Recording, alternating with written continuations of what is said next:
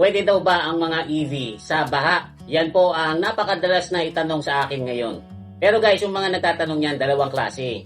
Ang una ay yung mga naka-combustion cars o yung mga naka-ICE. Kasi kinukumpara nila yung sasakyan nila na yung sa kanila daw ay nailulusong nila ng baha. Umabot na nga daw sa flooring yung tubig, pero umaandar pa rin yung sasakyan. At yung pangalawang klase naman po nagtatanong ay yung mga curious or yung mga nagbabalak bumili ng EV. Dahil nga dito sa Pilipinas ay bahain, kaya gusto nilang malaman kung ano ba ang mangyayari sa isang EV kung ito ay ilulusong mo sa baha. Kasi alam naman po natin, ang kuryente at saka ang tubig ay hindi magandang kombinasyon. So bago ko po yan sagutin, lilinawin ko lang guys, wala po akong EV. Hindi rin po ako nagbebenta ng EV at hindi ko po kayo kinukumbinsi na lumipat from ICE to EV. Sasagutin ko po itong tanong na ito nang galing sa research. Hindi po ako sumasagot ng mga tanong na binabase sa comment section or sa mga forums para hindi po tayo makapagbigay ng maling information. At gaya nga po ng sabi ko dun sa last vlog natin, ang EV po ay hindi para sa lahat. Kung ang lugar nyo ay bahain, yung bang tipong taon-taon na lang ay naglilimas kayo ng tubig sa loob ng bahay nyo at lalong-lalo na sa garahe, ay hindi po para sa inyo ang EV. Actually, kahit na yung ICE ay hindi po para sa inyo kasi mahirap po yung abutan ng isang sasakyan sa loob ng garahe nang hindi nyo maililikas kasi pag yan po ay nalubog at nababad na sa tubig, sigurado meron na po yung sisirain. At ipagawa nyo man yan, gagastos lang kayo, pero yung dependability ng sasakyan nyo ay hindi na katulad nung dati, nung hindi pa yan nababaha. Kasi guys, ang EV at saka ang modern car, parehas lang po yan. Parehas po yang i-design para sa kalsada, hindi po yan dinesign para mababad sa tubig kasi marami po yang mga electronics na pwedeng masira. Pero ang tanong ng iba dyan guys, paano naman kung inabutan daw ng malakas na ulan sa daan? Okay lang daw ba na ibiyahe sa malakas na ulan ang mga EV? Tapos pagkahalimbawa nakakita ng baha na hindi naman malalim, pwede daw ba yang ilusong? Kung ikaw ay may matinong pag-iisip, tapos nakita mo na yung baha ay lampas na sa flooring ng sasakyan mo, syempre hindi ka na dyan lulusong. Kahit ano pa yung sasakyan mo, mapa-EV pa yan or ICE. Hindi po dinesign ang mga sasakyan natin para gawing bangka. Pero kung halimbawa mababaw lang, wala pa dun sa kalahati ng gulong, hindi talaga sasaya dun sa flooring, ay pwede naman. Kasi guys, ang mga EV, kahit ano pang brand yan po ay may mga battery na selyado para hindi mapasok ng mga foreign particles, hindi lang ng tubig, pati na rin ng mga solid katulad ng alikabok. At sa totoo lang po, mas capable pa na gamitin ang isang EV sa mababaw na baha kaysa sa mga ICE. Kasi guys, yung mga regular na sasakyan na mayroong combustion engine, yan po ay may intake. Ibig sabihin guys, yung makina po niyan ay humihigop ng hangin. Kaya nga po yan ay mayroong air filter or air cleaner.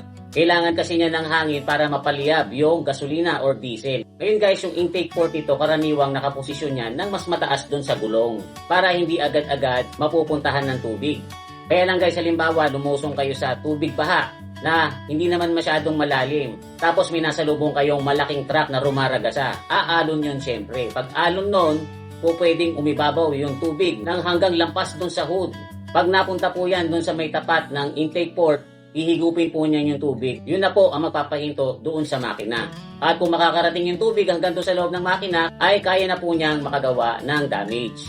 Pagdating naman po sa EV, wala po itong makina. Kaya wala po itong intake port. Hindi po ito nangangailangan ng hangin para ito umandar. Kasi ang electric motor nito, natural kumukuha ng kuryente doon sa battery. At gaya nga po ng sabi ko sa inyo kanina, selyado ang mga battery nito at nakadesign to be extremely waterproof. Isipin nyo naman guys, kung tayo nga na mga regular na mamamayan lang, naiisip natin na papaano kaya yung EV kapag nalusong sa baha, baka hindi na yan umandar.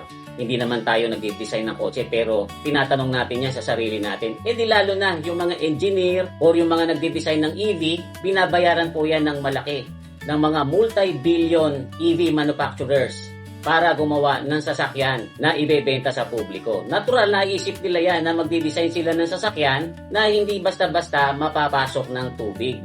At gaya nga po ng sabi ko sa inyo kanina, hindi lang po protektado sa tubig yung battery niyan kung hindi protektado rin sa solid na foreign particles, specifically alikabok.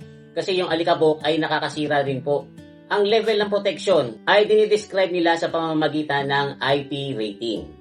Actually, hindi lang po sa mga EV maririnig or makikita yung IP rating. Siguro narinig nyo na rin po yan dun sa mga nagre-review ng cellphones or ng mga gadgets na madalas sinasabi ng vlogger na itong gadget na ito ay rated na IP67 or IP68 water resistant.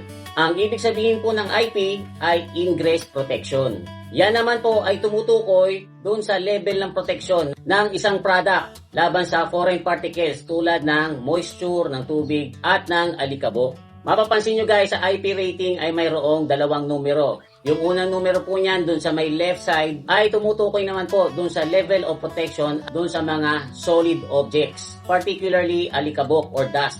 0 to 6 ang number niyan. 0 ang pinakamababa, 6 ang pinakamataas. Yung second number naman po na makikita nyo sa bandang kanan ay tumutukoy naman po dun sa level of protection against moisture or liquids. Dito naman po ang number ay nagsisimula sa 1 hanggang 8. 1 yung pinakamababa, 8 naman yung pinakamataas. Generally, lahat po ng mga EV ay nire-require na magkaroon ng IP67 rating. 6 para sa complete protection against dust, and then 7 naman po meaning na kayang umandar ng battery sa baha na may taas na 1 meter or 3.3 feet ng up to 30 minutes. So imagine niyo na lang po yung baha na 3 feet tapos 30 minutes kayong dadaan doon. Yan po ang kayang daanan ng isang EV.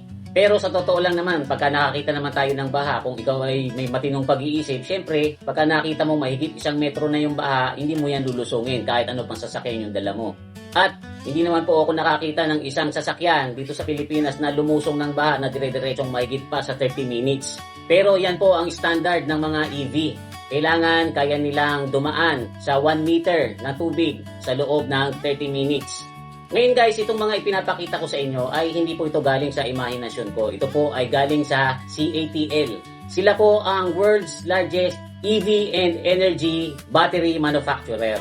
36% po ng global market pagdating sa mga EV at energy battery ay hawak nila.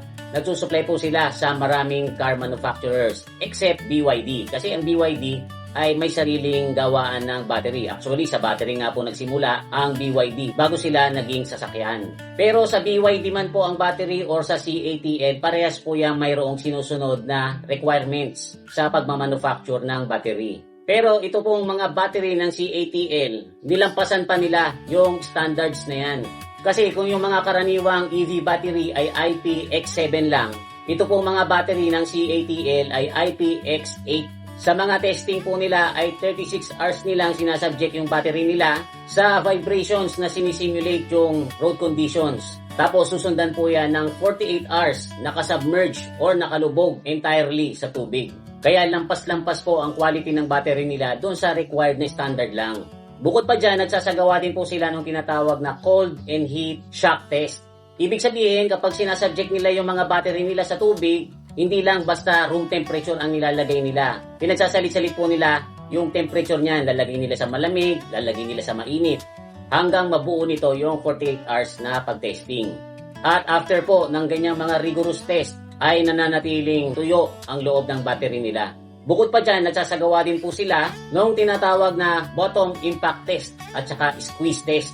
Para kung sakaling nalubak ng malakas-lakas yung sasakyan at tinamaan yung flooring nito kung saan nahandun ang battery, ay hindi rin ito agad na damage. Yung squeeze test naman ay sinisimulate nito yung kung halimbawa ang isang EV ay nabangga. Yan po ay dahil sa ang EV ay unti-unti na talagang pumapasok sa merkado natin. At sa ayaw at gusto man natin, ang EV ay here to stay na. Pero guys, uulitin ko hindi po ako nagbebenta ng EV at hindi ko po kayo kino-convince na lumipat from ICE to EV. Ako nga po mismo ngayon ay naglilibang sa pag-enduro kahit na merong mga EV na dirt bike ay yung conventional na 4-stroke engine motorcycle pa rin ang binili ko. And speaking of enduro, mayroon po tayong pangalawang channel na tinatawag nating MKK or mga kwento ni Kuya Mikmik kung saan motovlog naman ang kwentuhan natin. Specifically, enduro at saka motocross. Ilalagay ko po yung link sa description at saka sa comments para pwede kayo mag-visit at makipagkwentuhan din doon. So guys, I hope na kahit papano ay nasagot ko yung tanong na kung po pwede ba sa baha itong mga EV. Sa next na vlog natin, ay sasagutin naman natin yung tanong na totoo bang nakaka-cancer ang EV. Kasi yan naman po yung madalas na ikino-comment ng mga anti-EV. Abangan nyo po yan sa next episode. Muli, ito po si Kuya Mikmik na nagsasabing palagi kang lamang pag marami kang alam. Bye-bye!